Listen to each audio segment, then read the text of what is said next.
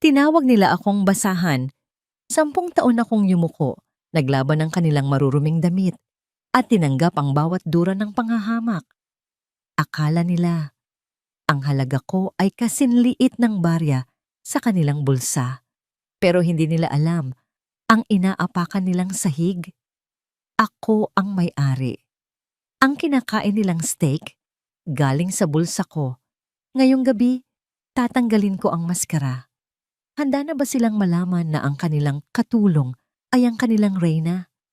Hey nako ate, kahit balutin mo pa ng ginto yung katawan mo, amoy katulong ka pa rin. It's just... Ang boses ni Clarissa ay parang bubog na gumuhit sa malamig na hangin ng wine cellar. Nakatayo ako sa likod ng isang estante ng mga mamahaling alak. Hawak ang isang bote ng Chateau Margaux na nagkakahalaga ng ₱250,000.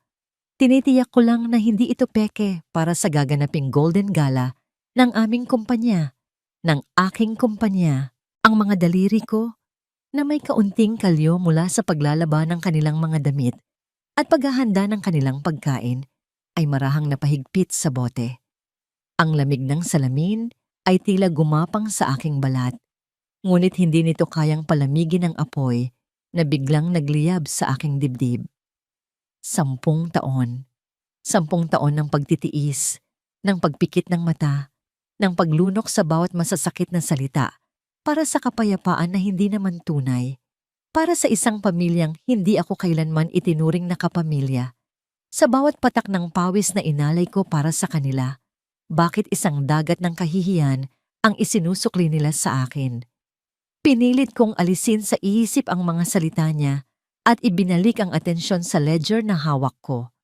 Maria Isabel ako sa papel, ang tagapagtatag at ang nag-iisang may-ari ng Isla de Oro Hotel and Resorts.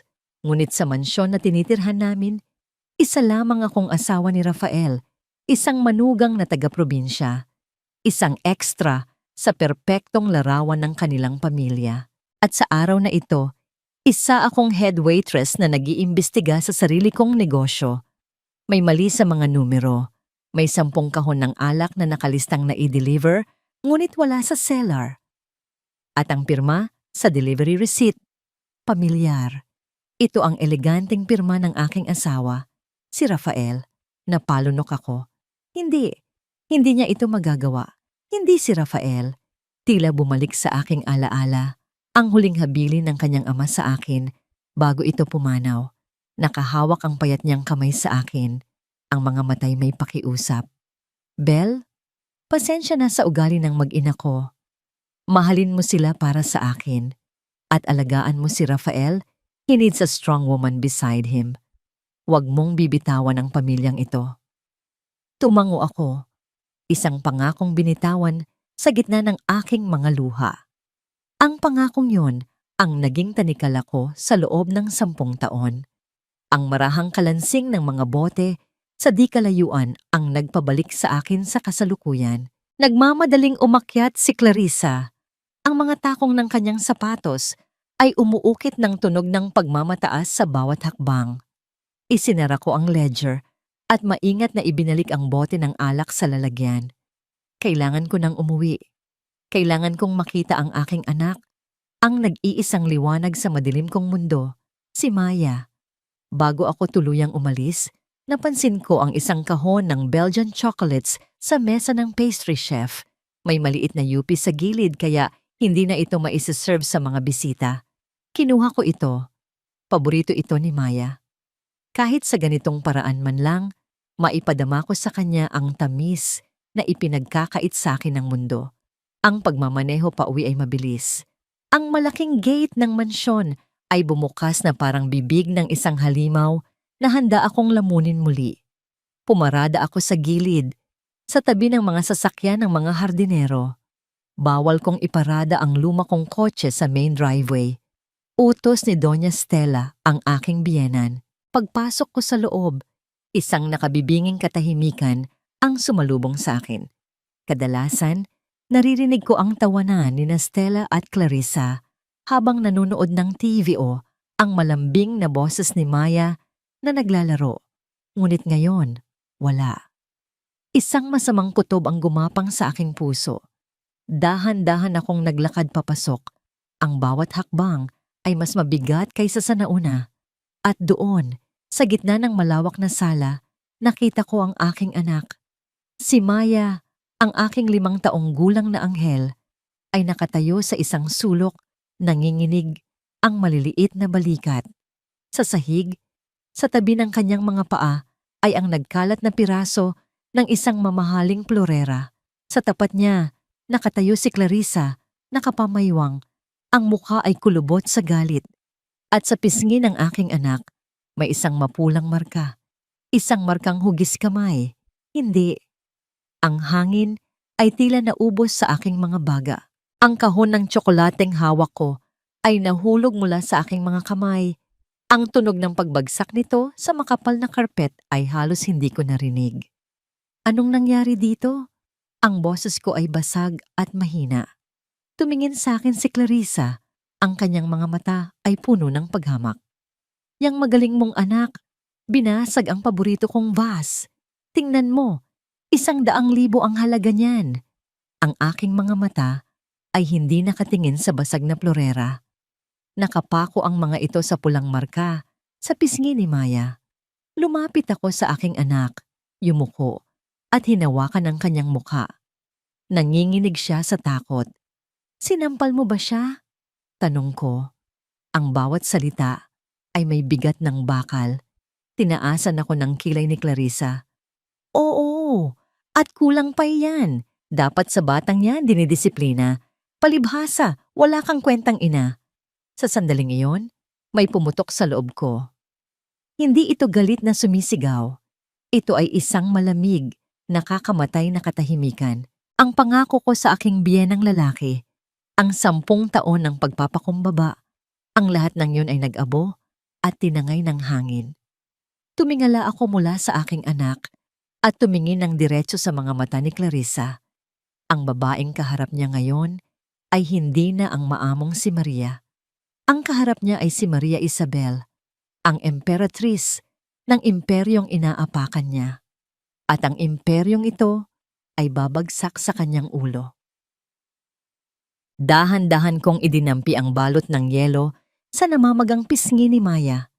Sa bawat pagdampi ng malamig na tela sa kanyang mainit at mapulang balat, parang tinutusok din ng libu-libong karayom ang puso ko. Nakaupo kami sa gilid ng kanyang maliit na kama, ang tanging sulok sa malaking bahay na ito na maituturing naming kanlungan.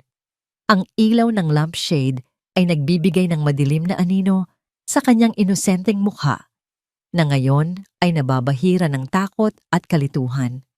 Mama! Basag ang tinig ni Maya habang nakatingin sa akin ang kanyang malalaking mata. Masama po ba akong bata? Bakit po galit si Tita Clarissa?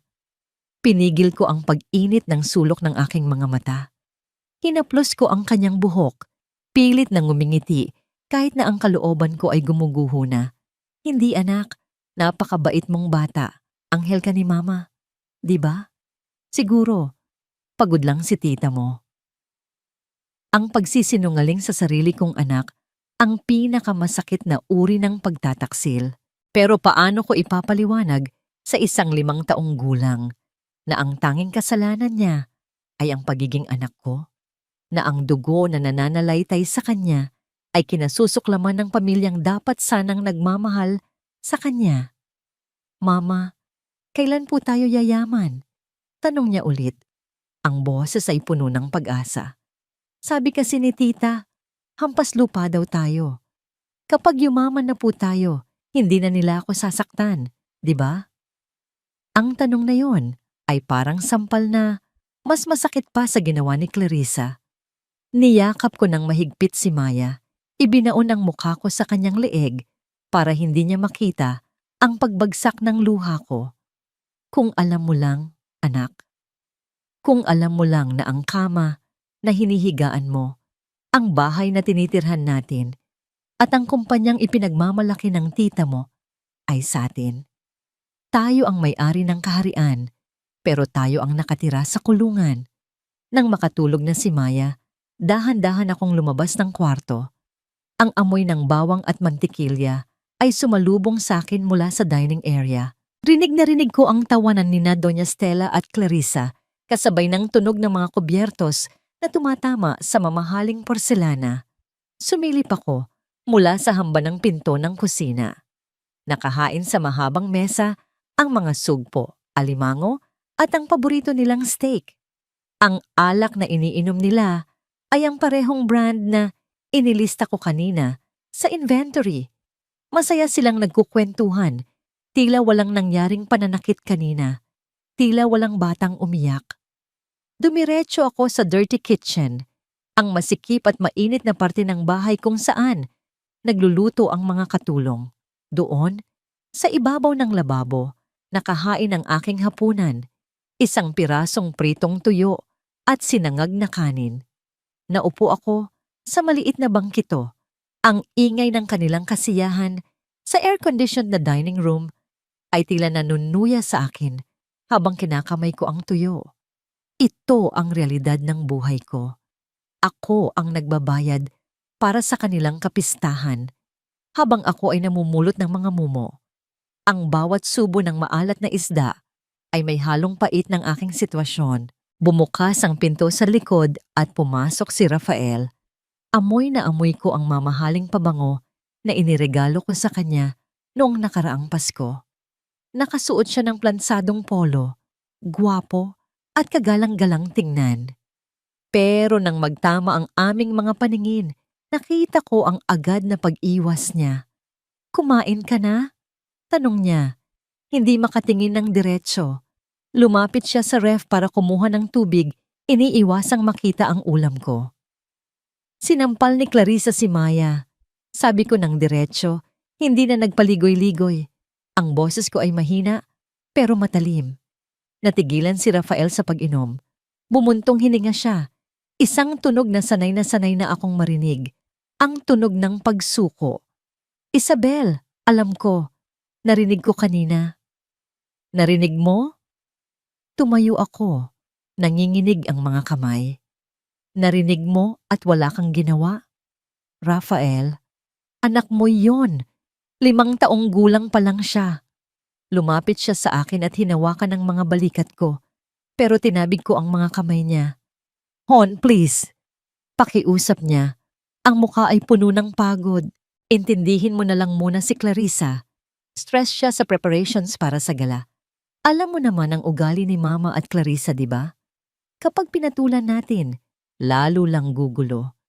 Ayaw ko ng away sa bahay. Ayaw mo ng away, kaya hahayaan mo na lang na saktan nila kami?" Ang luhang kanina ko pa pinipigil ay tuluyan ng pumatak. Tinitigan ko siya. Hinahanap ang lalaking matapang na minahal ko noon. Ang lalaking nangakong proprotektahan ako. Pero wala akong makita, kundi isang anino na lang ng kanyang dating sarili. Isang lalaking nakapo ng tapang dahil sa takot sa kanyang ina. "Kaunting tiis na lang, Isabel, please, para sa akin." Bulong niya bago tumalikod at lumabas ng kusina. Pabalik sa liwanag ng dining room kung saan naroon ang kanyang tunay na pamilya. Naiwan akong nakatayo sa dilim. Ang lasa ng tuyo at asin ay nananatili sa aking dila. Kaunting tiis. Iyon na lang palagi. Nang sumapit ang hating gabi at tahimik na ang buong bahay, pumasok ako sa walk-in closet ng aming kwarto. Sa ilalim ng tumpok ng mga lumang damit na inuutos ni Stella na ipamigay ko, kinuha ko ang aking itinatagong laptop.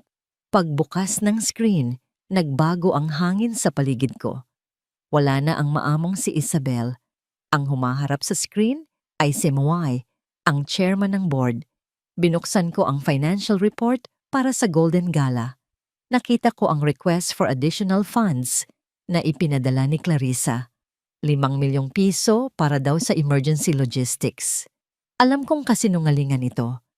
Alam kong ibubulsa lang niya ito. Pero sa halip na i-reject, dahan-dahan kong pinindot ang approve.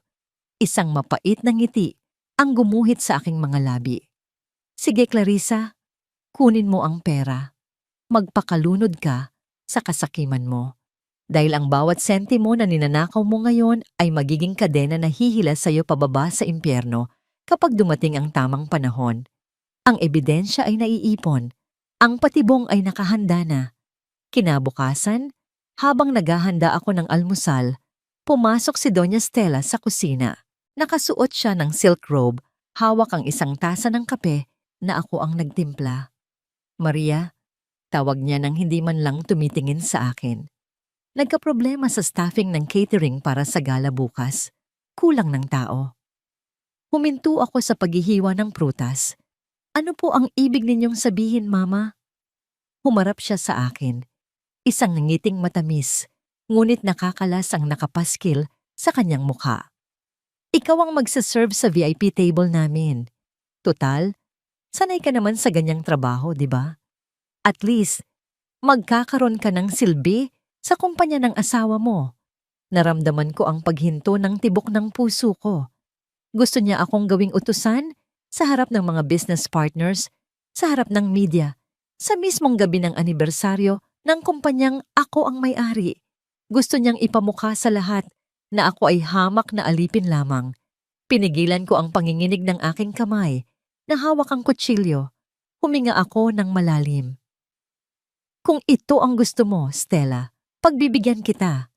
Dadalo ako sa piging ng mga buwitre, pero sisiguraduhin kong ito na ang huling hapunan na masisiyahan kayo. Opo, Mama. Sagot ko ng mahinahon habang sa loob-loob ko ay naghahanda na ang bagyo. Susundin ko po kayo. Kinabukasan ang araw bago ang Golden Gala ay nagsimula tulad ng dati. Nagtimpla ako ng kape para kay Doña Stella, naghanda ng baon para kay Maya, at pinlansya ang damit ni Rafael. Isang perpektong imahe ng isang masunuring asawa at manugang. Ngunit sa ilalim ng suot kong uniforme ng katulong sa bahay, ang isip ko ay tumatakbo na parang isang makina.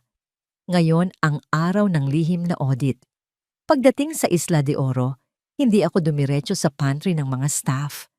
Naghintay ako sa isang pasilyo na bihirang daanan ng tao, kung saan nakapwesto ang isang security camera na alam kong ako lang ang may access para i-delete ang footage. Nang wala ng anino sa paligid, yumuko ako.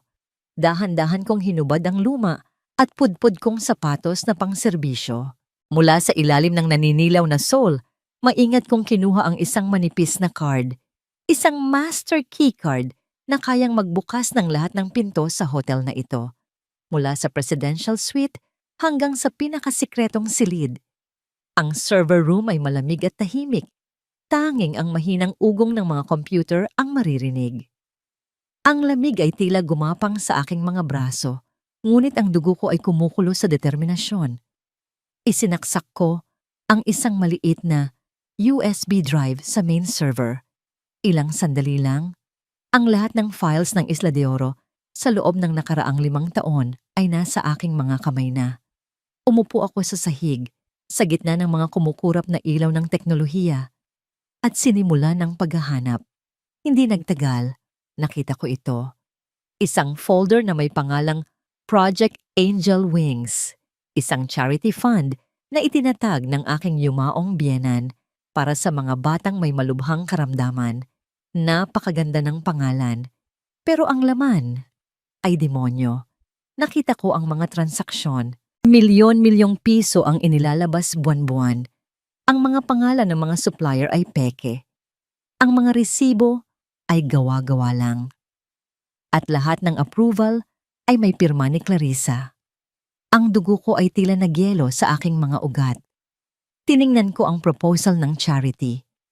Nakalista doon ang pangalan ng mga bata, ang kanilang mga sakit, ang kanilang mga pangarap. Mga batang umaasa sa tulong na hindi kailanman dumating. Saan napunta ang pera? Ibinukas ko ang isa pang file, ang personal na bank statement ni Clarissa. Doon nakalista ang kanyang mga pinamili. Isang Birkin bag, isang linggong bakasyon sa Paris, isang down payment para sa isang bagong sports car. Ginamit niya ang pera ng mga batang may sakit para sa kanyang luho. Ginamit niya ang kanilang mga luha para pambili ng kanyang mga diamante. Isang matinding galit ang bumalot sa akin. Isang galit na mas malamig pa sa hangin ng server room. Hindi na ito tungkol sa akin. Hindi na ito tungkol sa panlalait nila sa aking pagkatao. Ito ay tungkol sa hustisya. Habang naglilipat ako ng mga kopya ng file, isang notifikasyon ang lumabas sa aking laptop. Isang live feed mula sa CCTV sa lobby. Nakita ko si Rafael, kadarating lang, naglalakad na may ere ng isang boss. Ngunit habang siya ay dumadaan, nakita ko ang mga staff na nagbubulungan sa kanyang likuran. Ang iba'y nagpipigil ng tawa. Ang iba'y umiiling na may halong awa. Alam ng lahat na siya ay isang hari na walang kaharian. Isang CEO na walang kapangyarihan. At sa isang saglit, naawa ako sa kanya. Naawa ako sa lalaking minahal ko na hinayaan ng sarili na maging isang tau-tauhan sa sarili niyang entablado. Mabilis kong tinapos ang aking ginagawa, siniguradong walang bakas na maiiwan. Paglabas ko ng server room, ibinalik ko ang keycard sa aking sapatos at naglakad na parang ordinaryong empleyado. Ngunit ang bigat ng aking daladalahan ay hindi na lamang bigat ng sama ng loob, kundi bigat ng ebidensya. Sa pasilyo, nakasalubong ko si Aling Nena, isa sa mga pinakamatandang janitress sa hotel. Nakangiti siyang bumati sa akin. Maria, ikaw pala yan. Bati ni Aling Nena. Ang kanyang mga mata ay nagningning sa pagmamalasakit. Kamusta ka naman? Mukhang pagod ka yata. Ayos lang po, Aling Nena. Sagot ko. Pilit nang ngumingiti. Marami lang po talagang ginagawa. Si Aling Nena ay isang mabait na matandang babae na nagtrabaho sa Isla de Oro ng mahigit sa 20 taon. Kilala niya ako, hindi bilang may-ari, kundi bilang ang babaeng madalas niyang nakikitang nagtatrabaho ng walang reklamo, nagbibigay ng tip sa mga empleyado, at ngumingiti kahit nasa gitna ng unos. Ang kanyang mga mata ay nakakita ng maraming bagay at sa sandaling iyon, tila nakita niya ang lahat ng nasa isip ko. Mag-iingat ka, bulong niya, hinawakan ng aking braso. Alam ko kung gaano ka kabait, Maria. Huwag mong hahayaan na abusuhin ka ng mga taong hindi marunong magpahalaga. Ang kanyang mga salita ay parang isang yakap, isang paghimok na maging matapang. Salamat po, Aling Nena, sagot ko. Susubukan ko po. Habang naglalakad palayo, naramdaman ko ang pagkatok sa aking likuran. Lumingon ako. Si Clarissa. Ang kanyang muka ay nagliliyab sa galit. Anong ginagawa mo rito? Tanong niya. Ang boses ay parang isang palaso. Naglalakad. Sagot ko ng mahinahon. Naglalakad? Tumawa siya ng mapanguyam. Anong ginagawa mo sa lugar na to peste ka? Huwag mong sabihin na nang-ispiya ka? Ngumiti ako. Bakit naman ako mag-espiya, Clarissa? Ginagawa ko lang ang trabaho ko. Trabaho? Lumapit siya sa akin. Ang kanyang mga mata ay nanliliit. Alam mo, Maria, sa tingin ko, hindi ka na dapat narito. Nakakarindi ka. Nakakadiri ka. Kung hindi lang dahil kay Rafael. Hinayaan ko siyang magsalita. Alam kong ito ay isang palabas, isang pagtatangka na takutin ako. May nakita ka ba? Tanong niya. Ang kanyang tinig ay biglang naging mababa at mapanganib. Wala, sagot ko sa isang tinig na mahinahon. Sigurado ka? Itinulak niya ako. Ang kanyang mga kamay ay gumagala sa aking mga balikat. Baka may kinuha ka, baka may nakita ka, baka may sinabi sa iyo ang mga traidor mong kaibigan. Naramdaman ko ang kanyang mga daliri na humahaplos sa aking buhok. Hinahanap ang isang bagay. Ang kanyang mga kuko ay mahaba at matalas. Kinabahan ako. Wala, ulit ko. Pilit na pinapanatiling walang ekspresyon ang aking muka. Sa sandaling iyon, nadama ko ang isang bagay na matigas na tumama sa aking likod. Isang bagay na malamig at mabigat. Isang bagay na nagpabagsak sa akin sa sahig. Isang bagay na biglang lumitaw ang mundo. Nakita ko si Clarissa na nakatayo sa aking harapan. Ang kanyang mga mata ay puno ng tagumpay. Sa kanyang kamay, hawak niya ang aking bag. At sa aking bag, nakasabit ang aking lahat ng ebidensya. Nakita ko yan, sabi niya, ngisi sa kanyang mga labi. Ikaw ang nagnakaw ng kwintas. Hindi, sagot ko, pilit na bumabangon. Sinungaling, sigaw niya. Magnanakaw ka, wala kang kwenta. Nagnanakaw ka, sigaw niya siya. At sa sandaling iyon, dumating ang mga gwardya. Nakita ko ang isang gwardya na papalapit sa akin. Pinilit kong tumayo. Nakita ko ang isa sa kanila. Nakilala ko siya, kaya tinuro ko siya. Siya ang aking tagapagbantay. Tinuro ko siya at sinabi ko, ito po ang nag-utos sa akin. Ang ganda mo sana, Maria. Kaso, kahit anong ligo mo, amoy ulam ka pa rin. Ang boses ni Clarissa ay humalo sa tunog ng mga violin na naglalaro sa gitna ng ballroom. Nakatayo ako sa isang madilim na sulok. Suot ang aking puting uniforme na may itim na apron. Sa harap ko, ang malawak na selyo ng Isla de Oro ay kumikinang sa ilalim ng mga dambuhalang chandelier. Ang bawat kristal na nakabitin sa itaas ay tila mga mata ng libo-libong tao. Nagmamasid, humuhusga. Ang amoy ng mamahaling pabango at sariwang bulaklak ay sapat na para mahilo ang sinuman. Ngunit para sa akin, ang tanging amoy na nangingibabaw ay ang amoy ng pangaalipusta. Ngayong gabi ang Golden Gala. Ang gabi kung saan ipinagdiriwang ang tagumpay ng kumpanyang itinayo ko mula sa wala. Ngunit sa halip na suot ko ang isang terno na gawa ng sikat na designer, ang suot ko ay ang uniforme ng isang taong walang mukha sa paningin nila. Lumingon ako sa mahabang mesa kung saan nakaupo ang pamilya ni Rafael. Doon sila, sa gitna ng atensyon. Si Doña Stella ay parang isang reyna sa kanyang pulang gown, habang si Clarissa ay panay ang tawa, kasama ang kanyang mga kaibigang kasing-sama rin ng kanyang asal. Nakikita ko ang kanilang mga ngiti, mga ngiting binayaran ng mga batang nagugutom, mga ngiting ninakaw mula sa pondo ng charity. Waiter! Tubig nga rito! Sigaw ng isang matabang lalaki sa kabilang mesa. Dahan-dahan akong lumapit. Hawak ang silver tray. Habang ibinubuhos ko ang tubig, naramdaman ko ang pagtitig sa akin ng mga kaibigan ni Clarissa. Nagbubulungan sila, nagpipigil ng tawa habang itinuturo ang aking sapatos. Hindi ko sila tiningnan. Pinanatili ko ang aking likod na tuwid. Sa isip ko, binibilang ko ang bawat segundo.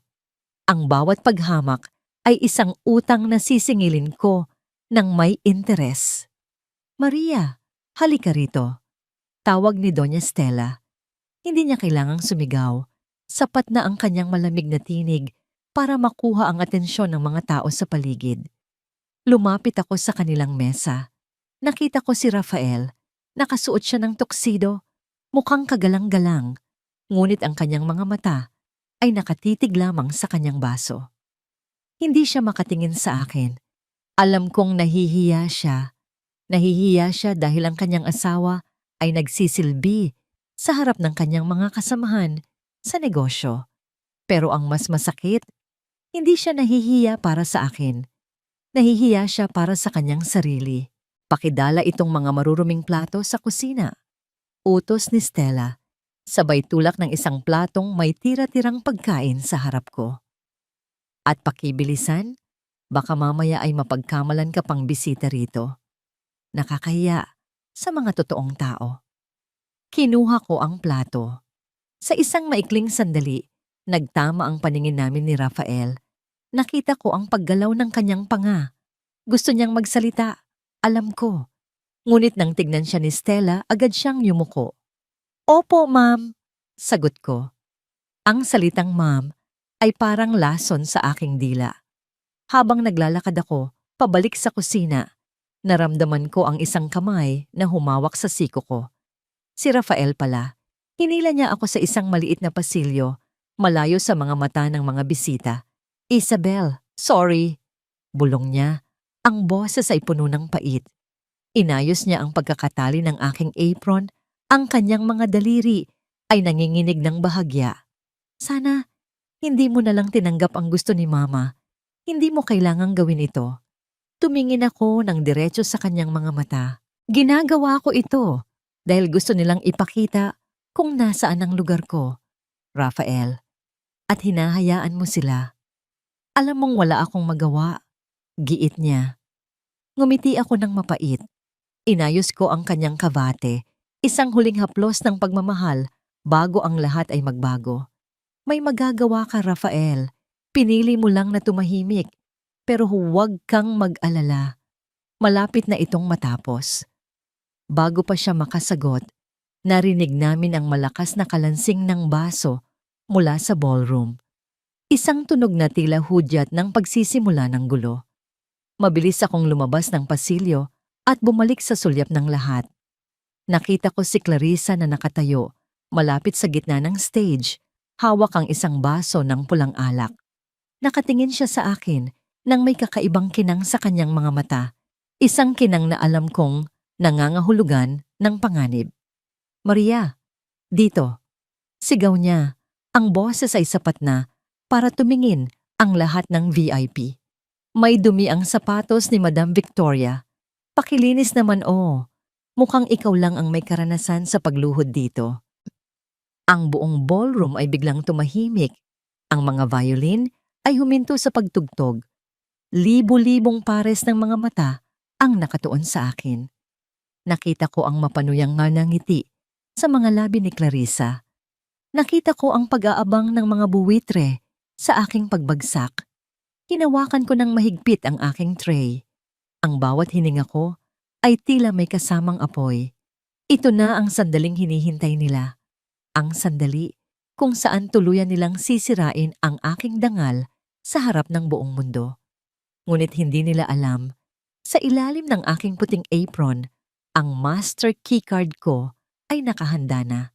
At sa labas ng pinto, ang aking abogado ay naghihintay na ng hudyat.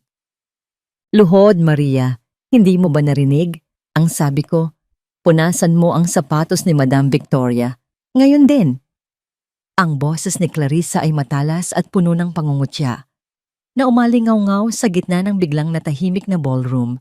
Ang mga dambuhalang chandelier sa itaas ay tila naging mga piping saksi sa eksenang ito. Ang kanilang liwanag ay tumatama sa mukha ni Clarissa na tila isang demonyong nagtatagumpay. Ang lahat ng mata, mga mata ng mga makapangyarihang tao sa negosyo, mga socialite at maging ang mga kamera ng mga media ay nakatutok sa akin. Naramdaman ko ang lamig ng aircon na tila nanunuot sa aking balat. Ngunit ang mas matinding lamig ay nagmumula sa mga taong nasa harapan ko. Sa tabi ni Clarissa, si Madam Victoria ay nakatayo ng may pagmamataas.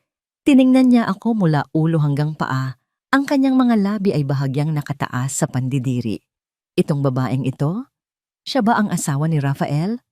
My God, Stella, I didn't know you hired scavengers for your family. Naririnig ko ang mahihinang tawanan mula sa mga kalapit na mesa. Ang bawat hagik-hik ay parang latigo na humahampas sa aking pagkatao. Tiningnan ko si Doña Stella. Nakaupo siya ng tuwid. Marahang iniikot ang kanyang wine glass at may isang maliit na ngiting nakapaskil sa kanyang mga labi. Wala siyang balak pigilan ang kanyang anak. Sa katunayan, tila ine-enjoy niya ang bawat sandali ng aking pagkapahiya. "Ano pang hinihintay mo, Maria?" Dagdag ni Stella, ang kanyang tinig ay malamig at walang pakialam. "Gawin mo ang sinasabi ng hipag mo. Isang malaking karangalan na mapagsilbihan mo ang isa sa mga pinakaimportanteng panauhin natin. Huwag mong ipakita sa lahat na wala kang pinag-aralan." Dahan-dahan akong yumuko. Hindi dahil sa pagsunod, kundi dahil sa bigat ng emosyong nararamdaman ko. Sa ilalim ng aking puting apron, ang aking mga kamao ay nakakuyom ng mahigpit hanggang sa bumao ng aking mga kuko sa aking palad. Nararamdaman ko ang pagdaloy ng mainit na dugo mula sa mga sugat na yon. Ngunit hindi yon kasing hapdi ng sugat sa aking dangal. Maria, bingi ka ba? Sa isang mabilis at hindi inaasahang galaw, itinulak ni Clarissa ang basong hawak niya. Ang tunog ng pagtama ng kristal sa sahig ay tila isang pagsabog sa gitna ng katahimikan. Ang pulang alak ay tumalsik sa aking puting uniforme, tila isang sariwang sugat na kumalat sa aking dibdib. Ang malamig at malagkit na likido ay dumaloy pababa, binabasa ang aking damit, habang ang mga piraso ng basag na kristal ay nagkalat sa paligid ng aking mga paa. Oops, sorry. My hand slipped. Pang-uuyam ni Clarissa, sabay takip ng kamay sa kanyang bibig na tila nagulat, pero ang kanyang mga mata ay nagniningning sa tuwa. Oh look Maria, nadumihan na rin ang sahig. Isabay mo na rin yan sa paglilinis ng sapatos ni Madam. Tutal, sanay ka naman sa dumi, di ba? Napaluhod ako. Hindi dahil sa utos nila, kundi dahil sa biglaang panghihina ng aking mga tuhod. Nakatingin ako sa mga piraso ng basag na baso sa sahig. Sa bawat kislap ng kristal, nakikita ko ang 10 taon ng aking buhay. 10 taon ng pagtitiis, 10 taon ng pagluluto, paglalaba, at pag-aalaga sa mga taong ito na ngayon ay tinatapakan ako sa harap ng lahat. Naalala ko, si Maya. Naalala ko ang marka ng sampal sa kanyang pisngi. At doon, sa gitna ng aking pagkakaluhod, naramdaman ko ang isang bagay na tuluyang nabasag sa loob ko. Hindi ito ang kristal na baso. Ito ang aking pasensya. Ito ang aking tanikala. Tumingala ako. Hindi kay Clarissa, hindi kay Stella, kundi sa isang kamera na nakatutok sa amin mula sa malayo. Isang live feed na alam kong pinapanood ng libu-libong tao sa labas ng ballroom na ito. Isang matapang at malamig na tingin ang ibinigay ko. Sa sandaling iyon, ang takot ay napalitan ng isang mapanganib na kalmado. Inabot ko ang isang piraso ng basag na kristal. Naramdaman ko ang talim nito sa aking mga daliri, ngunit hindi ako gumalaw. Rafael? Tawag ko sa aking asawa. Ang boses ko ay mahina, pero sapat na upang marinig niya sa gitna ng namumunong katahimikan. Dahan-dahang lumapit si Rafael. Nakikita ko ang panginginig ng kanyang mga kamay, ang pawis na namumuo sa kanyang noo sa ilalim ng mga spotlight. Ang mga tao ay nagbubulungan, nag-aabang kung gagawin ba ng CEO ang nararapat, ang ipagtanggol ang kanyang asawa. Ngunit nang makarating siya sa harap ko, hindi niya ako itinayo. Hindi niya ako niyakap. Sa halip, yumuko siya at bumulong sa aking tainga. Ang boses niya ay puno ng takot at pakiusap. Isabel, please, gawin mo na lang ang gusto nila. Huwag mo nang palakihin ang gulo. Mapapahiya tayo sa mga investor. Isang punas lang naman, Isabel, para sa kumpanya, para sa akin. Ang mga salitang yon ay mas matalas pa kaysa sa basag na kristal na hawak ko. Sa isang iglap, tila tumigil ang pag-ikot ng mundo. Ang huling hibla ng pag-asa na itinatago ko para sa lalaking ito ay tuluyang naputol. Ang kumpanyang ako ang nagpatayo. Ang kumpanyang ako ang nagligtas mula sa pagkalugi gamit ang sarili kong pawis at talino. At ngayon, hihilingin niya sa akin na ilubog ang aking dangal sa putik para sa kumpanyang akala niya ay sa kanya. Narinig ko ang malakas na halakhak ni Clarissa. Ayan na pala ang dakilang asawa. Kita mo na, Maria, pati ang asawa mo. Alam kung saan ang lugar mo. Huwag ka nang mag-inarte. Maglinis ka na. Dahan-dahan akong tumingala. Hindi na ang mga mata ng isang matimtimang asawa ang nakita nila. Ang aking mga mata ay nagniningning na tila nagbabagang bakal. Ang dugo mula sa aking mga daliri ay humalo sa pulang alak sa aking puting uniforme na lumikha ng isang kulay na tila isang marangyang terno ng digmaan. Binitawan ko ang piraso ng kristal. Ang tunog ng pagbagsak nito sa sahig ay tila isang hudyat. Dahan-dahan akong tumayo. Hindi mabilis, kundi may dambuhalang bigat sa bawat pag-angat ng aking katawan. Pinagpag ko ang aking maruming apron. Ituwid ko ang aking likod hanggang sa maramdaman ko ang bawat pulgada ng aking taas. Tama ka, Clarissa. Ang boses ko ay hindi na nanginginig. Ito ay malamig, malinaw, at umaabot sa bawat sulok ng ballroom. Dapat nang malaman ng lahat kung ano ang tunay kong lugar dito. Humarap ako kay Rafael, na ngayon ay mukhang isang batang nawawala sa gitna ng bagyo. Pagkatapos ay tumingin ako kay Doña Stella, na unti-unti nang nawawala ang ngiti sa mga labi. Sa wakas, tumingin ako sa mga kamera na nakatutok sa amin. Naglakad ako patungo sa gitna ng stage, sa tapat ng podium, kung saan nakalagay ang gintong mikropono. Walang sino man ang humarang sa akin. Ang aking aura ay tila isang pader na hindi nila kayang pasukin. Nang hawakan ko ang mikropono, ang tunog ng feedback nito ay tila isang sigaw ng paggising sa buong gusali. Magandang gabi sa inyong lahat, panimula ko. Ang bawat salita ay may dalang kapangyarihan na tila yayanig sa pundasyon ng Isla de Oro. Sa loob ng 10 taon, nakilala ninyo ako bilang ang anino sa likod ng pamilyang ito, ang babaeng tagapagluto, tagaplansa at tagaserbisyo. Ngayong gabi, tinawag ninyo akong basahan. Pinilit ninyo akong lumuhod.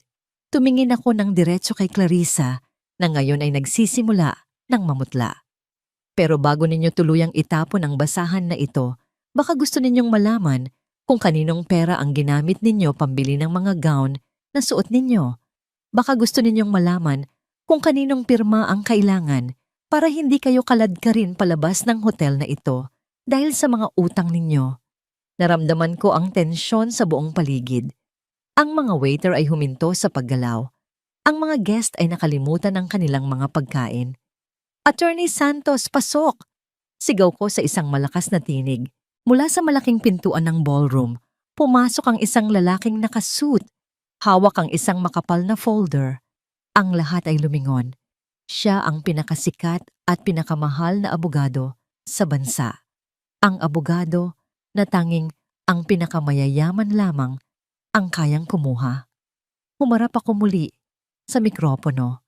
Isang matapang na ngiti ang gumuhit sa aking mga labi, habang ang luha ng galit at kalayaan ay sabay na dumadaloy sa aking mga pisngi. Ngayong gabi, hindi lang baso ang nabasag dito. Nabasag na rin ang pasensya ko. Clarissa, Stella, Rafael, oras na para malaman ninyo kung sino talaga ang pinagsisilbihan ninyo. Kinuha ko ang folder mula kay Attorney Santos at inilabas ang isang dokumento, ang orihinal na titulo, at ang Articles of Incorporation ng buong kumpanya. Iniharap ko ito sa kamera upang makita ng lahat. Ako si Maria Isabel Valderrama Imperial at ako ang nag-iisang may-ari ng imperyong ito. Ang katahimikang bumalot sa buong ballroom ay tila isang mabigat na kumot na dumiin sa bawat hininga ng mga naroroon. Ang mga kislap ng mga kamera na kanina ay walang tigil, ay tila naging mga piping saksi sa isang himalang hindi nila inaasahan. Nakatayo ako sa gitna ng entablado.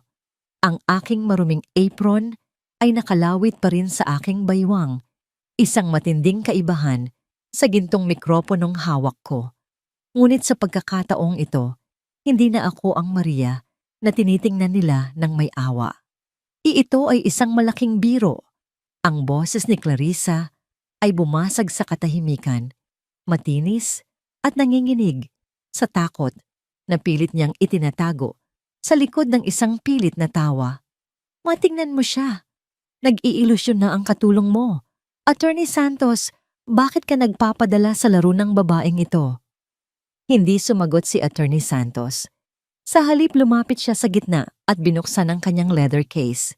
Inilabas niya ang mga dokumentong may tatak ng Securities and Exchange Commission at ang orihinal na titulo ng lupang kinatatayuan ng hotel na ito.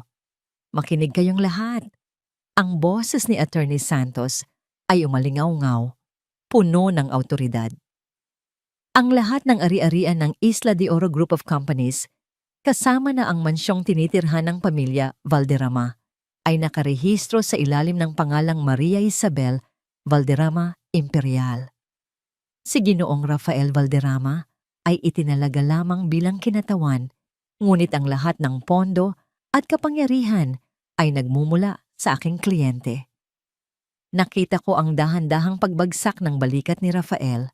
Ang kanyang mukha na kanina ay puno ng pag-aalala para sa kanyang reputasyon ay naging kasing puti ng papel. Tumingin siya sa akin. Ang kanyang mga mata ay puno ng hindi maipaliwanag na sakit at pagkalito. Isabel, bakit? Bakit hindi mo sinabi sa akin? Hindi ko siya sinagot ng direkta. Tumingin ako kay Doña Stella. Ang reyna ng mansyon ay tila nawalan ng trono sa isang iglap. Ang kanyang mga kamay na kanina ay may hawak na wine glass ay nanginginig na ngayon, at ang kanyang labi ay bahagyang nakabukas habang nakatitig sa akin. Dahan-dahan kong kinalas ang pagkakatali ng aking apron. Hinayaan ko itong mahulog sa sahig. Ang basahang ginamit nila upang ipahiya ako ay naroon na ngayon sa kanilang mga paanan. Sa ilalim niyon, nakasuot ako ng isang simpleng itim na damit. Ngunit ang paraan ng pagtayo ko ay nagpapakita ng isang babaeng hindi na kailanman muling yuyuko. Hindi ko ito sinabi dahil gusto kong makita kung sino ang mananatili sa tabi ko kapag wala na akong maibibigay. Ang boses ko ay kalmado, ngunit bawat salita ay parang hampas ng alon sa pampang. Gusto kong malaman kung ang pagmamahal na ipinangako mo sa akin, Rafael, ay totoo o nakabase lamang sa kung ano ang silbi ko sa pamilya niyo. Humarap ako sa mga bisita na ngayon ay tila nakalimutan na ang kanilang mga pagkain at inumin. Ang mga bulong-bulungan ay parang mga bubuyog na nagliliparan sa paligid. Sa inyong lahat na narito ngayong gabi, panimula ko, ang aking tingin ay naglalakbay sa bawat mukhang humamak sa akin kanina. Salamat sa pagdalo sa anibersaryo ng aking kumpanya. Ngunit ang pagdiriwang na ito ay may kaunting pagbabago. Attorney, basahin mo ang pangalawang dokumento. Inayos ni Attorney Santos ang kanyang salamin at binasa ang isang resolusyon mula sa Board of Directors. Simula sa gabing ito, si Ginang Clarissa Valderrama ay tinatanggal sa kanyang posisyon bilang Head of Foundation dahil sa napatunayang maling paggamit ng pondo ng kumpanya. Isang malakas na singhapan ang narinig sa buong silid. Napasandal si Clarissa sa mesa. Ang kanyang mga mata ay nanlalaki sa gulat. Ano? Wala kayong ebidensya. Kasinungalingan yan. Mayroon kaming ebidensya, Clarissa, sabi ko, habang kinuha ko ang isang remote control at pinindot ang button para sa dambuhalang screen sa likod ko. Biglang lumitaw sa screen ang mga bank transfers, ang mga pekeng resibo, at ang mga litrato ng mga luho na binili niya gamit ang pera ng mga batang may sakit. Ang bawat slide ay tila isang kuko na bumabaon sa kanyang kasinungalingan. Ang mga bisita ay nagsimulang magbulungan ng malakas. Ang iba ay nagpapakita ng matinding pandidiri. Security! Sigaw ko. Ang boses ko ay umalingaw-ngaw ng may dambuhalang kapangyarihan. 4 na malalaking lalaki na nakauniforme ang agad na lumapit sa stage. Ang mga gwardyang kanina ay susunod sana sa utos ni Clarissa. Nakaladkarin ako ay nakatayo na ngayon sa aking likuran, naghihintay ng aking hudyat. Ilabas ang mga taong hindi nararapat sa pagdiriwang na ito. Utos ko, itinuro ko sina Clarissa at Doña Stella. At attorney, siguraduhin mong ang mga pulis ay naghihintay sa labas para sa formal na reklamo laban sa pandarambong. Hindi mo ito pwedeng gawin sa amin. Sigaw ni Doña Stella. Ang kanyang boses ay puno ng desperasyon habang hinahawakan siya ng mga gwardya sa braso. Maria, ako ang nanay mo. Rafael, gawin mo ang isang bagay. Ngunit nanatiling nakatayo si Rafael, nakatitig lamang sa akin habang ang kanyang sariling ina at kapatid ay kinakaladkad palayo sa gitna ng kahihiyan. Ang kanyang katahimikan ay ang pinakamasakit na kumpirmasyon ng lahat. Nang tuluyan na silang mailabas, humarap ako muli sa mikropono. Ang aking puso ay tumitibok ng mabilis, hindi dahil sa takot, kundi dahil sa kalayaang ngayon ko lamang naramdaman. Pasensya na sa abala, sabi ko sa mga panauhin. Isang matikas na ngiti ang lumitaw sa aking mga labi.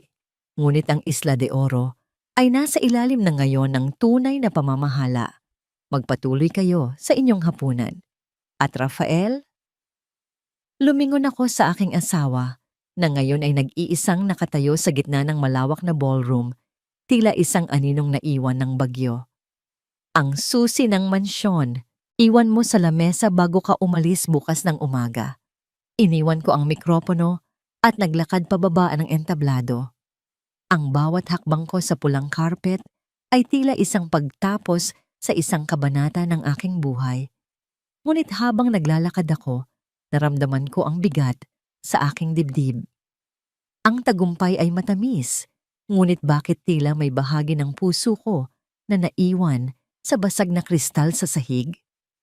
Ang malamig na hangin sa labas ng ballroom ay tila humahaplos sa aking mukha. Pilit na pinapakalma ang naglalagablab kong damdamin. Mula sa itaas ng malawak na hagdanan ng Isla de Oro, pinanood ko ang pagguho ng isang kahariang itinayo sa kasinungalingan. Sa ibaba, nagkakagulo ang mga reporter. Ang mga kislap ng kanilang mga kamera ay tila mga kidlat na tumatama sa mukha ni na Doña Stella at Clarissa, habang pilit silang itinatulak ng mga security guard palabas ng hotel. Bitawan niyo ako. Hindi niyo ba kilala kung sino ang kinakaladkad niyo? Ang tili ni Clarissa ay umalingaw-ngaw sa buong lobby, puno ng desperasyon at hindi matanggap na katotohanan. Ngunit ang mga gwardyang dati ay yumuyuko sa bawat utos niya ay tila naging mga pader na bato. Walang naririnig, walang pakialam. Sa dulo ng hagdan, naghihintay ang dalawang sasakyan ng pulis. Ang asul at pulang ilaw ng mga ito ay nagbibigay ng isang nakakatakot na kulay sa paligid. Nang makita kami ni Clarissa, bigla siyang tumigil sa pag-alagwa at tumingin sa akin ng may matinding puot. Hayop ka, Maria! Akala mo ba mananalo ka? Babalik ako. Sisiguraduhin kong mabubulok ka sa impyerno. Sigaw niya habang pilit na isinasakay sa loob ng mobile. Nakita ko ang kinang ng kanyang mga mamahaling gintong pulseras na ngayon ay katabi na ng malamig na bakal ng posas. Ang kaibahan ng yaman at ng krimen ay nakapaskil sa kanyang mga kamay. Lumapit sa akin si Doña Stella. Ang kanyang ayos ay gulo-gulo na. Ang kanyang mamahaling gown ay may mga mantsa ng alak na natapon kanina. Wala na ang mapagmataas na ginang. Ang kaharap ko na lang ay isang matandang babaeng takot na takot. Maria. Pabulong niyang tawag. Ang kanyang boses ay nanginginig. Maawa ka. Ako ang nanay mo. Ang biyenan mo. Hindi mo ba naisip ang dangal ng pamilya? Isipin mo si Rafael. Isipin mo si Maya. Tiningnan ko siya ng diretso sa mga mata. Walang galit, walang poot, kundi isang malalim na pagod. Dangal, Mama? Kinalimutan niyo ang salitang dangal noong tinawag niyo akong basahan. Kinalimutan niyo ang pamilya noong hinayaan niyong saktan ni Clarissa si Maya. Ang dangal ay hindi isinusuot na parang alahas, Mama. Ito ay nararamdaman sa bawat kilos na may katotohanan. Tumalikod ako bago ko pa makita ang pagbagsak ng kanyang mga luha. Ang tunay na karma ay hindi lang ang pagkakulong. Ito ay ang katotohanang ang taong binalewala mo ay siya palang may hawak ng iyong kapalaran. Naglakad ako pabalik sa loob, malayo sa ingay ng media. Ang katahimikan ng hotel sa bahaging ito ay tila isang yakap. Dumiretso ako sa holding room sa likod ng stage kung saan iniwan ko si Maya kasama ang kanyang yaya. Nang buksan ko ang pinto, agad na tumakbo sa akin ang aking anak. Mama, bakit po sila nagsisigawan sa labas? Tanong niya. Ang kanyang mga mata ay puno ng pag-aalala. Niyakap ko siya ng napakahigpit. Ibinaba ko ang aking muka sa kanyang maliliit na balikat at doon, sa gitna ng katahimikan ng silid, ay tuluyan na akong humikbi. Ang mga luhang ito ay hindi para sa pait, kundi para sa kalayaan. Ang bawat haplos ko sa kanyang buhok ay isang pangako na hinding-hindi na muling may mananakit sa kanya. Wala na anak, tapos na ang bagyo. Bulong ko sa kanya. Ito ang aking golden moment, ang mapagtanto na sa wakas, ligtas na ang aking anak. Lumabas kami ng hotel pagkalipas ng 1 oras. Ang mansyon ay tahimik nang dumating kami. Pagpasok ko sa aming kwarto, nakita ko si Rafael. Nakaupo siya sa gilid ng kama, ang kanyang maleta ay nakabukas at puno na ng kanyang mga damit. Hindi siya tumingin sa akin nang pumasok ako. Ang kanyang buong pagkatao ay tila lumiit, tila isang anino na lang ng lalaking pinakasalan ko. 10 taon na ang nakalilipas. Aalis na ako. Ulit ni Rafael. Ang boses niya ay mahina, tila nagmumula sa kailaliman ng isang madilim na balon. Sa bawat damit na itinitiklop niya at inilalagay sa maleta, parang may bahagi ng aming nakaraan ang unti-unting nabubura. 10 taon ng pagsasama, 10 taon ng mga pangarap na akala ko ay binuo naming dalawa. Tumayo ako sa may pintuan, pinapanood ang bawat galaw niya. Ang bango ng kanyang paboritong pabango na dati ay nagbibigay sa akin ng kapanatagan, ay tila naging lason na ngayon sa aking pangamoy. Bawat pag-ihip ng hangin mula sa aircon ay nagdadala ng alaala ng aming mga gabi rito. Mga gabing akala ko ay puno ng pagmamahal, ngunit puno pala ng pananahimik at pagtataksil sa aking pagkatao. Isabel, I'm so sorry, sabi niya. Sa wakas ay tumingin din siya sa akin. Ang kanyang mga mata ay mapula at puno ng luha. Hindi ko alam na ganito pala kabigat ang mga lihim ni na Mama at Clarissa. Hindi ko alam na ganito kalalim ang sakit na idinulot ko sa iyo. Isang mapait na ngiti ang gumuhit sa aking mga labi. Hindi mo alam, Rafael? O pinili mo lang na huwag tumingin? Pinili mong maging bulag dahil mas madaling manahimik kaysa kalabanin ang pamilya mo. Pinili mong maging bingi sa bawat iyak ni Maya at sa bawat buntong hininga ko sa kusina. Lumapit siya sa akin, akmang hahawak sa aking kamay, ngunit agad akong umatras. Ang bawat pagdampi niya ay tila isang paalala ng kanyang kahinaan. Wala akong dalang kahit ano na galing sa iyo, Isabel, sabi niya habang isinasara ang zipper ng kanyang maleta. Ang tunog ng pag-ipit ng bakal sa tela ay tila isang huling hatol sa aming relasyon. Ang lahat ng gamit dito, ang mga damit na ito lang ang mga pag-aari ko bago pa tayo ikasal. Ang kotse, ang relo, ang lahat, iniwan ko na sa baba. Inilabas niya ang kanyang wedding ring at dahan-dahang inilapag sa ibabaw ng aming bedside table. Ang kalansing ng ginto sa ibabaw ng marmol ay umalingaw-ngaw sa tahimik na silid. Iyon ang aming golden moment, ang sandali ng huling pagbitaw.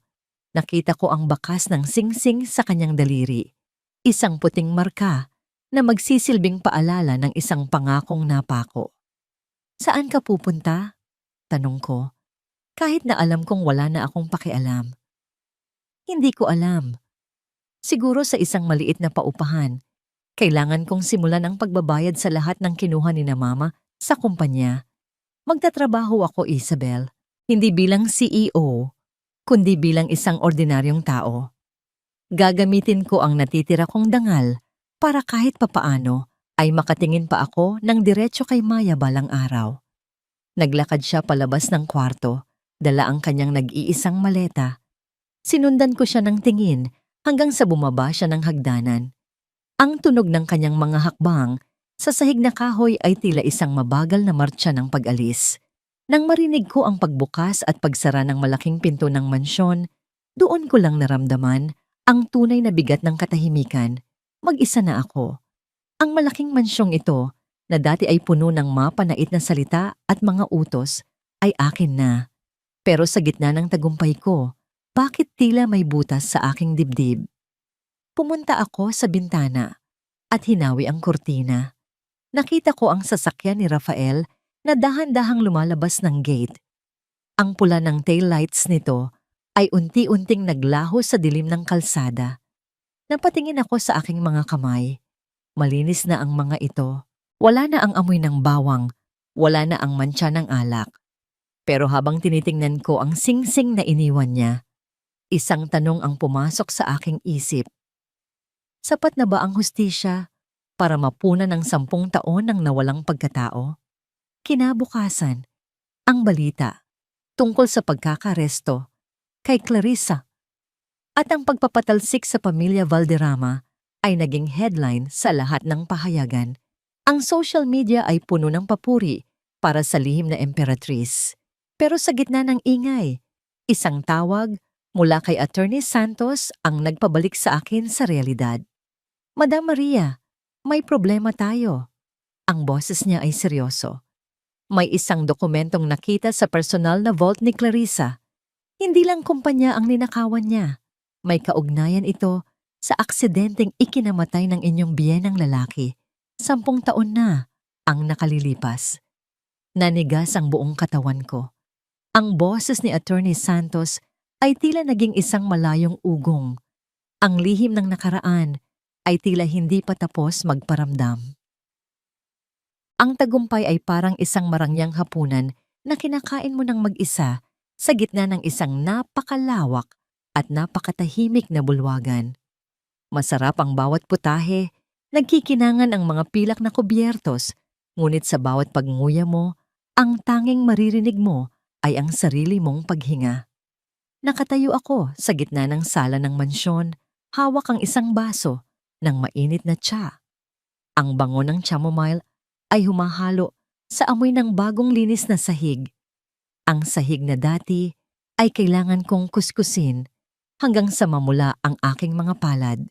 Ngayon, may mga tauhan na akong gumagawa niyon. Wala na ang sigaw ni Doña Stella. Wala na ang matatalas na utos ni Clarissa.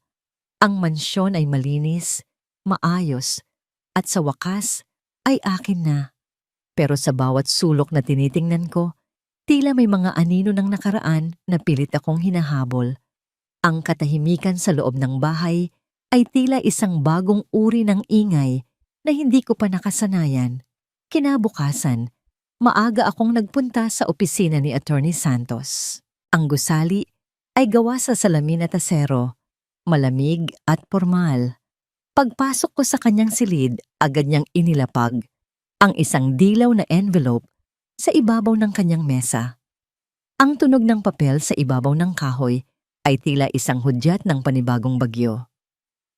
Madam Maria, ito ang nakuha namin mula sa vault ni Clarissa. Simula ni Attorney Santos, ang kanyang boses ay seryoso at walang halong biro. Ito ay isang medical report mula sa doktor ng inyong biyenang lalaki, si Don Facundo, 1 linggo bago siya pumanaw. Dahan-dahan kong kinuha ang dokumento. Ang aking mga daliri ay nanginginig habang binabasa ang mga teknikal na salita. Hindi ako doktor, pero malinaw ang nakasulat. Ang gamot na iniinom ni Don Facundo para sa kanyang puso ay pinalitan ng mga tableta na walang halaga, mga sugar pills. Sinadya nilang hindi ibigay ang tamang gamot. Ang boses ko ay halos pabulong na lang sa tindi ng gulat. Pinanood nilang manghina ang sarili nilang ama para lang makuha ang mana. Hindi lang iyon. Dagdag ni Attorney Santos habang may inilabas siyang isa pang papel. May pirma rito ni Clarissa at ng isang pekeng doktor. Ginamit nila ang pagkakataon na mahina na ang isip ni Don Facundo para baguhin ang ilang bahagi ng kanyang testamento. Pero dahil sa inyong pakikialam noon, hindi nila tuluyang nakuha ang kontrol sa Isla de Oro. Napaupo ako sa malambot na selyang katad.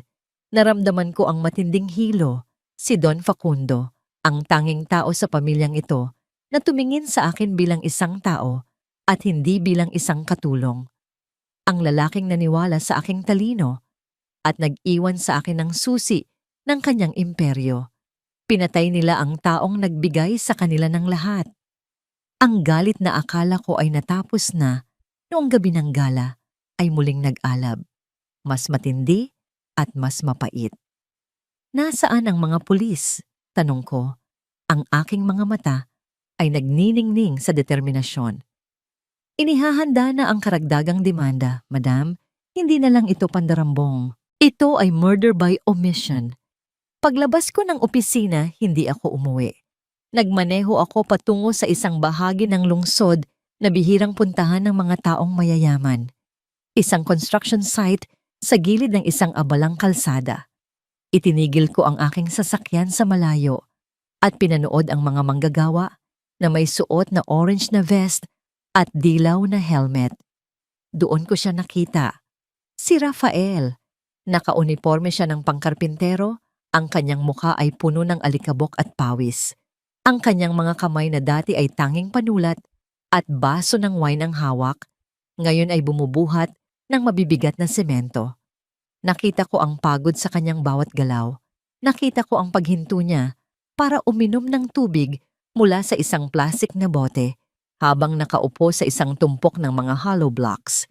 Ito ang kanyang pagsisisi.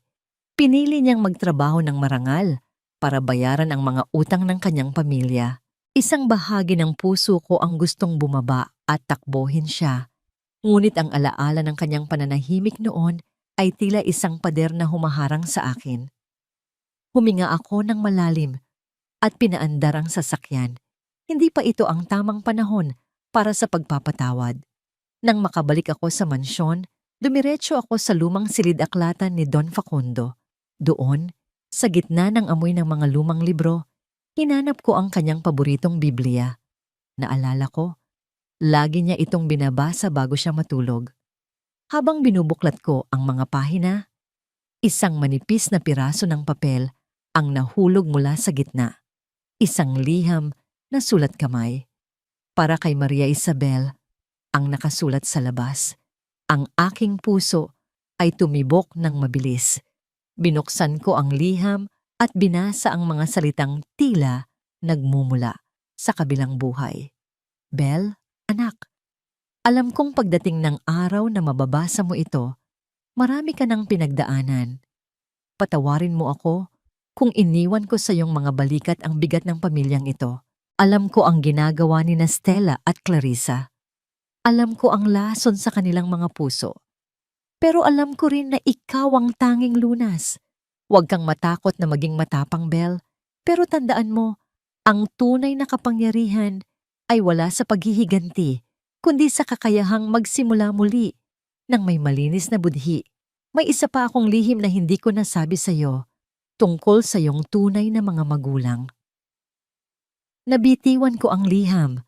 Ang aking paningin ay lumabo dahil sa mga luha. Ang tunay kong mga magulang, akala ko ay ulila na ako simula bata. Sino ba talaga ako? At ano pa ang itinatago ng pamilyang ito? Mama, nasaan si Papa? Bakit? Bakit ang dilim? Ang boses ni Maya ay parang isang manipis na hibla ng sinulid na malapit ng maputol. Nakahiga siya sa gitna ng kanyang dambuhalang kama.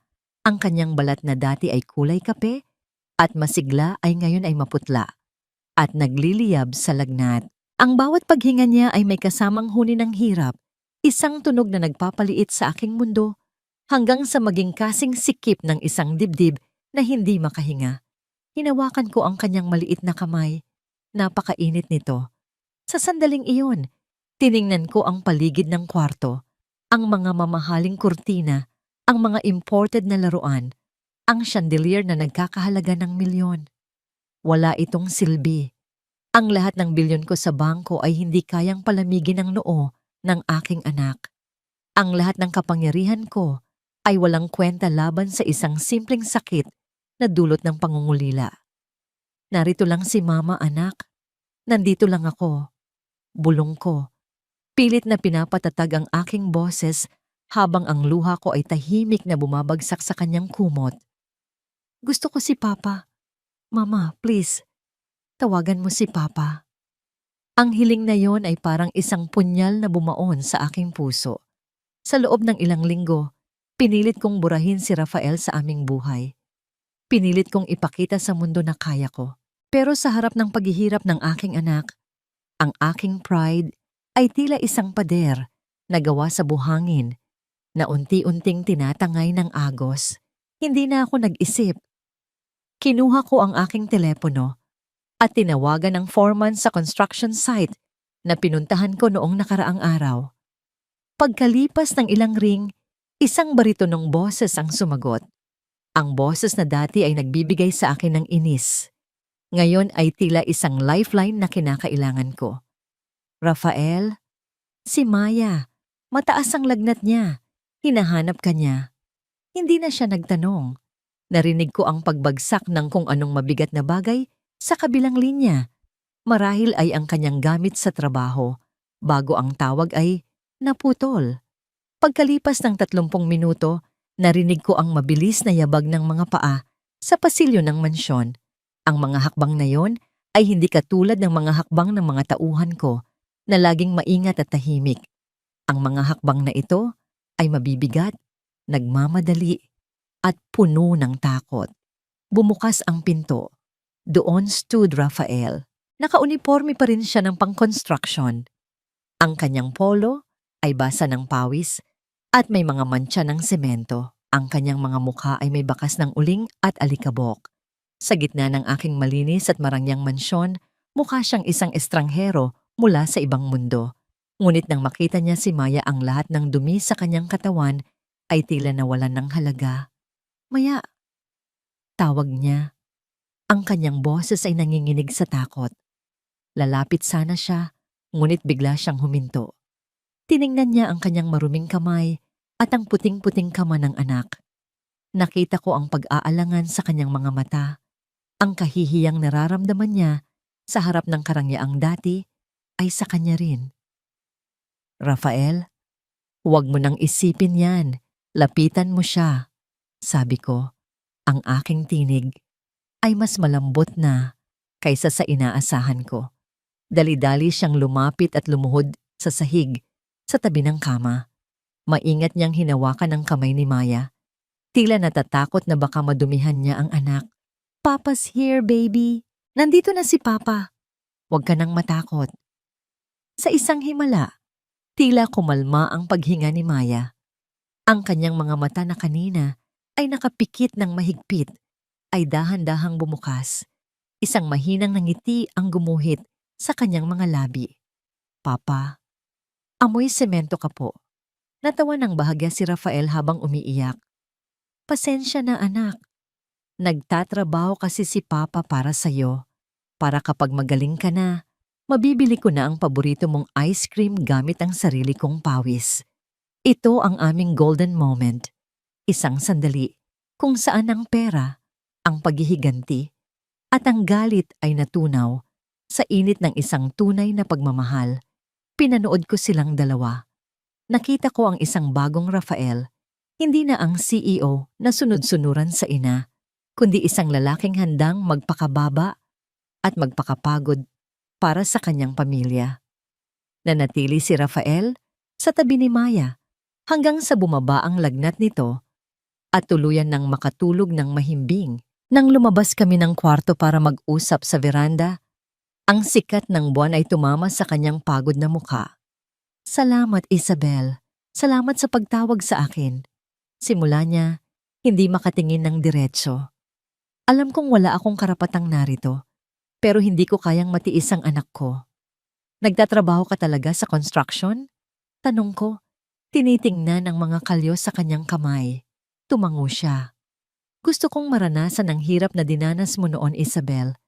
Gusto kong malaman ang pakiramdam ng maging basahan sa paningin ng iba para maintindihan ko ang bawat sakit na idinulot ko sa iyo. Hindi ko hinihiling na patawarin mo ako agad. Gusto ko lang patunayan na karapat-dapat akong maging tatay ni Maya. Kinuha ko ang liham ni Don Facundo mula sa aking bulsa at ipinakita sa kanya. May iniwan ang tatay mo tungkol sa pagkamatay niya at tungkol sa akin.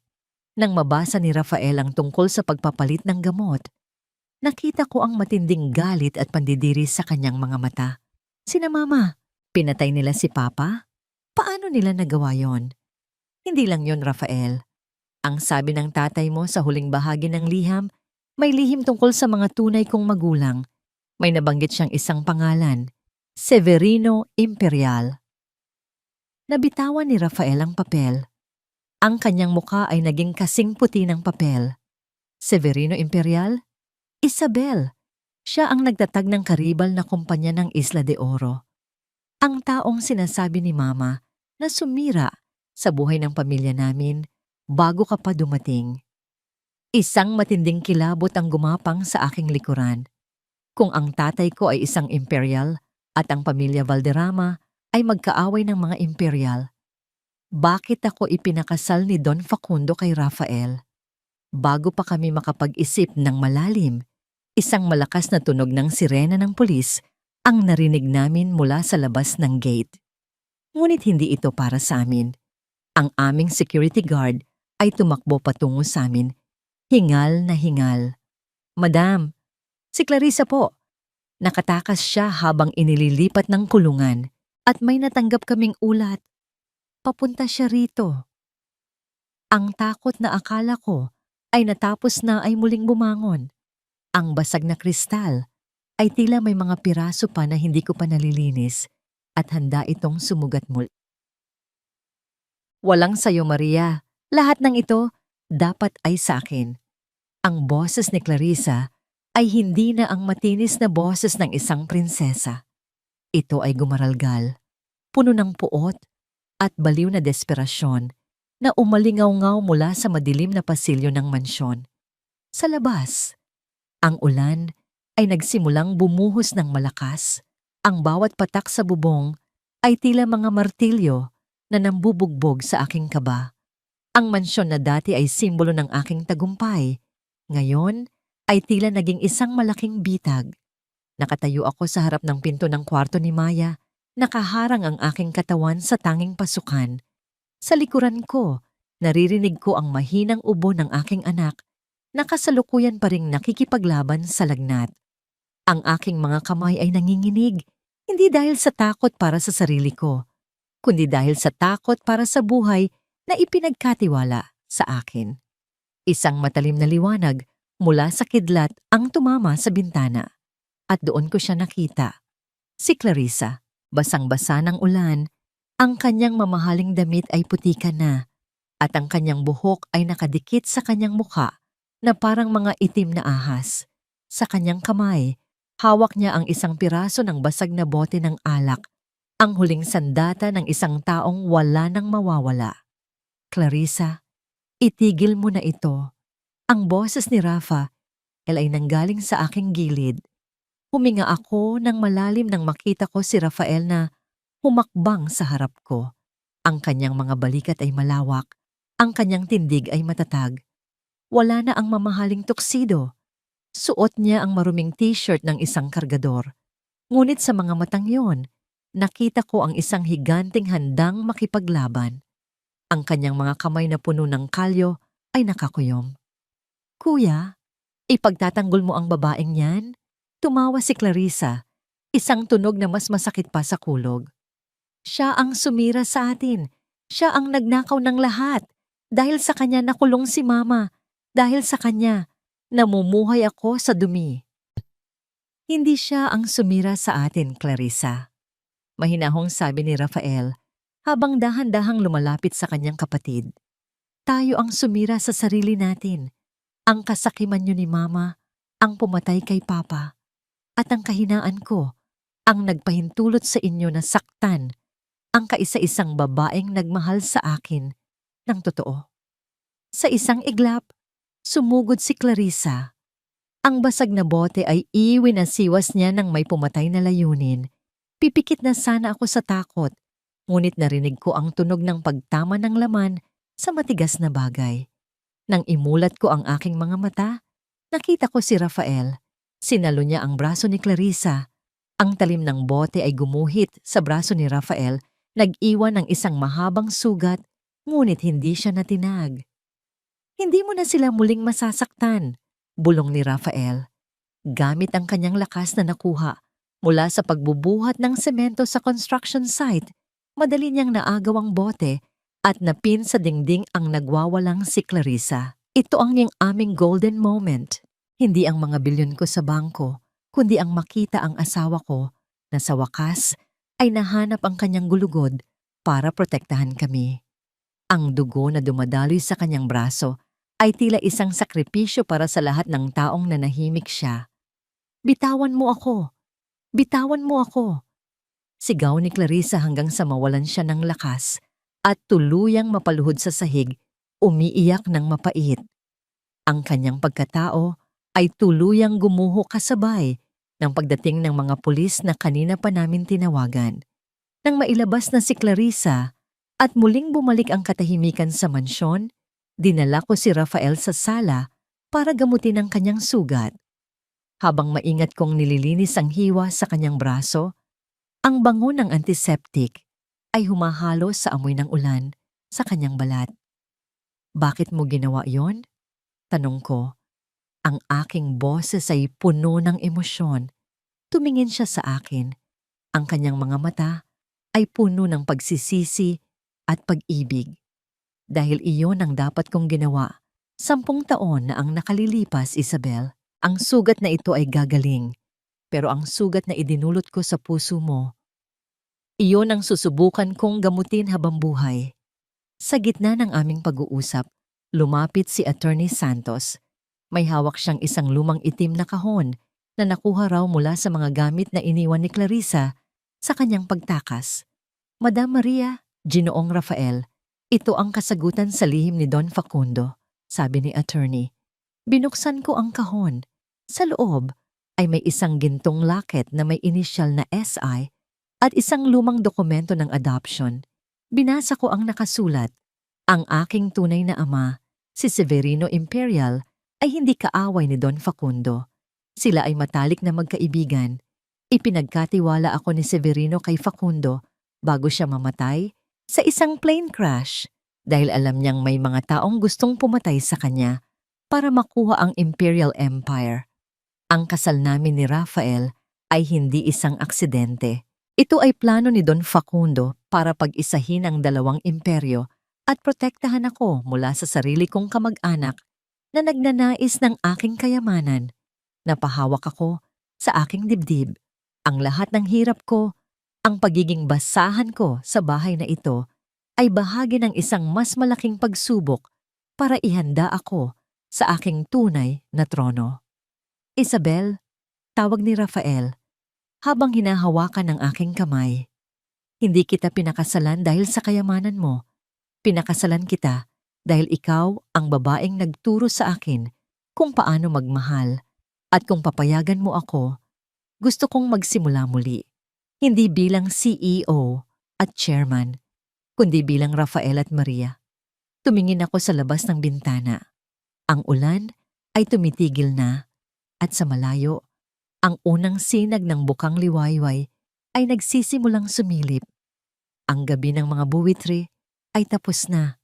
May isang huling kailangan nating gawin. Sabi ko ng may determinasyon. Kailangan nating harapin si Doña Stella sa huling pagkakataon. Dynam, ang sikat ng umaga ay dahan-dahang gumapang sa sahig ng aming sala. Tila isang gintong kamay na nagbubura sa bawat bakas ng bagyong nagdaan kagabi.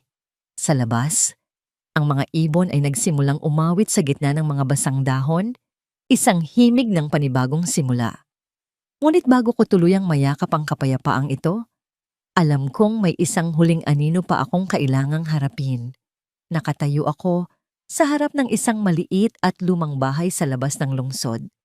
Malayo ito sa kintab ng marmol at lamig ng aircon ng mansyon. Ang amoy ng tuyong damo at alikabok ang sumalubong sa amin ni Rafael. Ito ang bahay na pag-aari ng pamilya ni Doña Stella bago sila yumaman. Ang lugar na pilit niyang kinalimutan at ikinahiya sa loob ng maraming dekada. Pagpasok namin, nakita ko siya. Nakaupo si Doña Stella sa isang lumang kahoy na upuan, nakatingin sa kawalan. Wala na ang kanyang mga diamante. Ang kanyang buhok na laging maayos ay ngayon ay gulo-gulo at tila naging kasing puti ng abo. Ang kanyang mga kamay, na dati ay tanging para sa pag-utos, ay nanginginig habang nakahawak sa isang kupas na panyo. Narito na kami, Mama. Ang boses ni Rafael ay kalmado, walang halong galit, kundi isang malalim na pagtanggap. Dahan-dahang lumingon si Stella. Nang makita niya ako, ang kanyang mga mata ay panandaliang nagningning sa puot, ngunit agad din itong napalitan ng takot. Narito ka na ba para pagtawanan ako, Maria? Para ipakita ang tagumpay mo sa basahang katulad ko? Naupo ako sa tapat niya. Nararamdaman ko ang gaspang ng upuan, ang init ng singaw ng lupa sa labas. Ito ang realidad na pilit niyang tinakasan. Hindi ako narito para manakit, Mama. Simula ko, ang aking boses ay malumanay, ngunit matatag.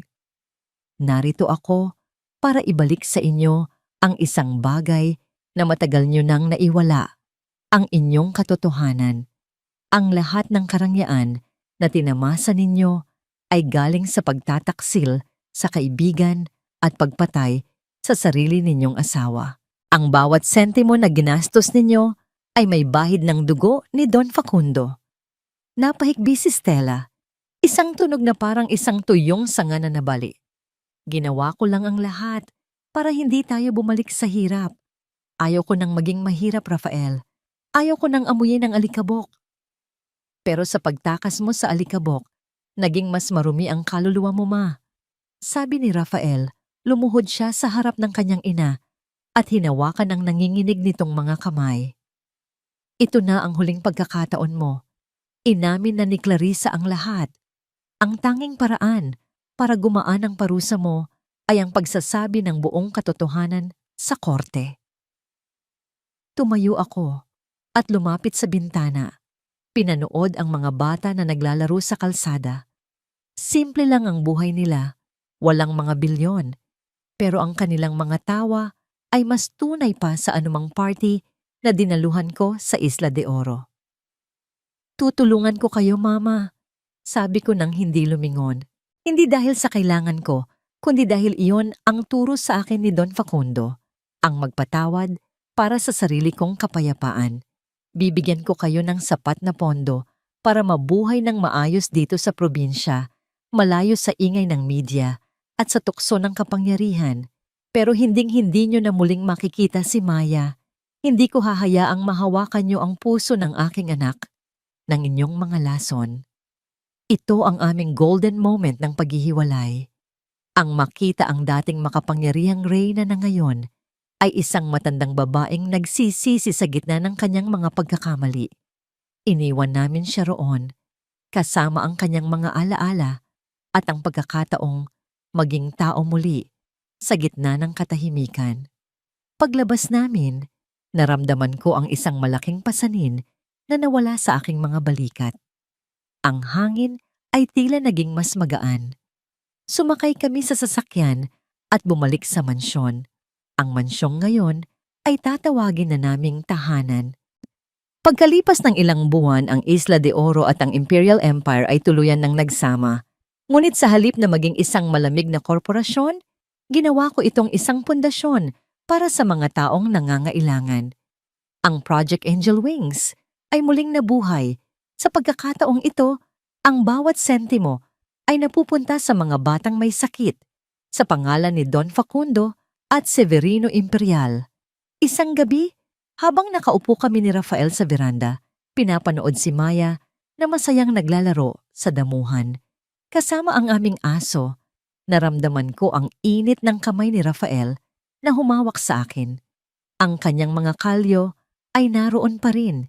Isang medalya ng kanyang pagsisikap na maging isang bagong tao. Ano ang iniisip mo, Isabel? Tanong niya. Ang kanyang mga mata ay nagniningning sa pagmamahal. Iniisip ko kung gaano kalayo na ang narating natin. Sagot ko. Isinasandal ang aking ulo sa kanyang balikat. Mula sa pagiging katulong sa bahay na ito, hanggang sa pagiging reyna ng sarili kong buhay.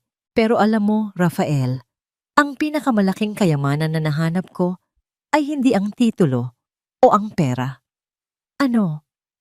Ang malaman na sa kabila ng lahat ng sakit, kaya pa rin nating magmahal nang walang bahid ng poot. Niyakap niya ako ng mahigpit habang ang buwan ay dahan-dahang sumisikat sa itaas ng aming imperyo. Wala na ang maskara, wala na ang mga lihim. Ang tanging natira ay ang dalawang pusong nahanap ang isa't isa sa gitna ng basag na kristal.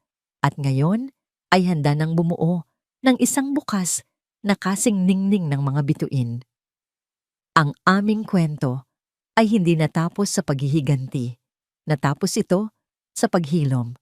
Dahil ang tunay na kapangyarihan ay hindi ang pagpapatumba sa iba, kundi ang pagtayo muli ng mas matatag, mas matapang, at mas puno ng pag-asa. 5 taon ang mabilis na lumipas na tila mga pahina ng isang makapal na libro na dahan-dahang binubuklat ng panahon. Nakatayo ako sa malawak na veranda ng aming bagong tahanan sa tabi ng dagat, kung saan ang bawat ihip ng hangin ay nagdadala ng alat ng dagat at bango ng mga sariwang sampagwita. Ang sikat ng papalubog na araw ay nagbibigay ng isang marangyang kulay ginto sa buong paligid. Tila ang buong mundo ay nakikibahagi sa kapayapaang tinatamasa ko ngayon. Wala na ang puting apron, wala na ang amoy ng bawang na kumakapit sa aking mga balat.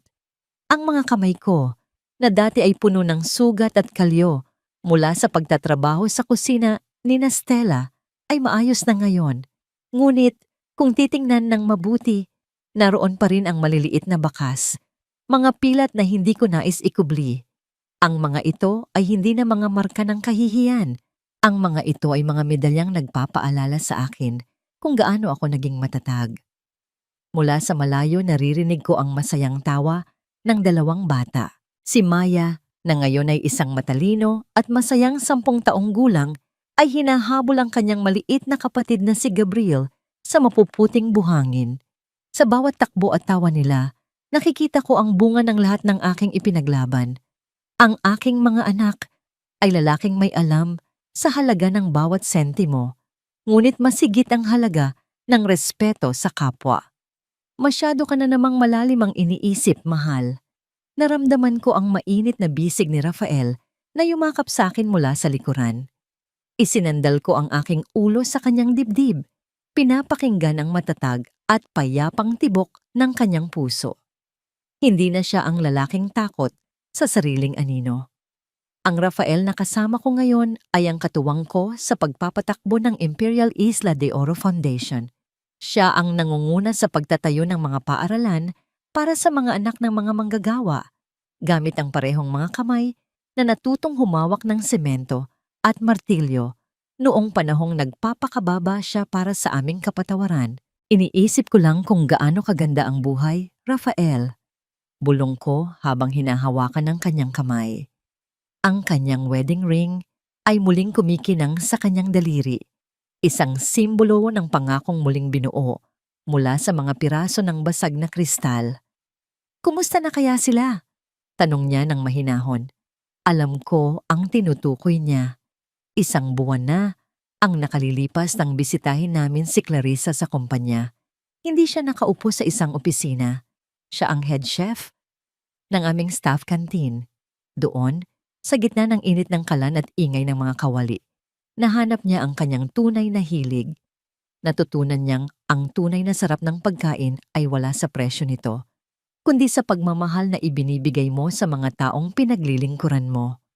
Wala na ang kanyang pagmamataas, pinalitan na ito ng isang mapagkumbabang na ngiti sa bawat empleyadong binibigyan niya ng pagkain. Si Doña Stella naman ay nananatili sa kanilang lumang bahay sa probinsya. Hindi na namin siya pinilit na bumalik sa lungsod. Ang bawat sulat na ipinapadala niya, na puno ng mga panalangin at paghingi ng tawad, ay sapat na para malaman naming ang katahimikan ng bukid ay dahan-dahang naglalaba sa dumi ng kanyang nakaraan. Ang aming imperyo ay hindi na lang tungkol sa mga gusali, hotel, o bilyon-bilyong halaga ng stock. Ang tunay naming imperyo ay ang pagmamahal na nakapaligid sa amin ngayon. Ang kakayahang bumangon mula sa pagkakaluhod, ang lakas na magpatawad sa mga taong sumugat sa atin, at ang karangalang mamuhay ng may malinis na budhi. Tumingin ako sa langit, kung saan ang mga unang bituin ay nagsisimula ng kumislap. Naalala ko ang lihim ni Don Facundo at ang pangalan ng aking tunay na ama, si Severino Imperial. Ngayon, dala ko ang kanilang mga pangalan ng may dangal. Hindi na ako ang basahan na itinatago sa kusina. Ako si Maria Isabel, ang reynang nahanap ang kanyang trono sa gitna ng pagpapakumbaba. Tara na sa loob, yakag ni Rafael. Nakahanda na ang hapunan, at sa pagkakataong ito, tayo ang maghahanda para sa mga bata. Ngumiti ako at tumango. Habang naglalakad kami papasok sa bahay, naramdaman ko ang init ng kanyang kamay sa akin. Ang aming kwento ay maaaring nagsimula sa isang kusok-kep ng sakit at pagtataksil, ngunit nagtatapos ito sa isang matamis at walang hanggang paghilom. Dahil sa huli, ang tunay na kayamanan ay hindi ang gintong nasa bulsa, kundi ang gintong nasa loob ng ating mga puso. Ang bawat sugat ay nagiging bahagi ng ating kagandahan, at ang bawat luha ay nagiging ulan na nagpapatubo sa mga binhi ng ating bagong pag-asa. Ako si Maria Isabel, at ito ang aking tagumpay, isang imperyong itinayo, hindi sa bato, kundi sa pag-ibig.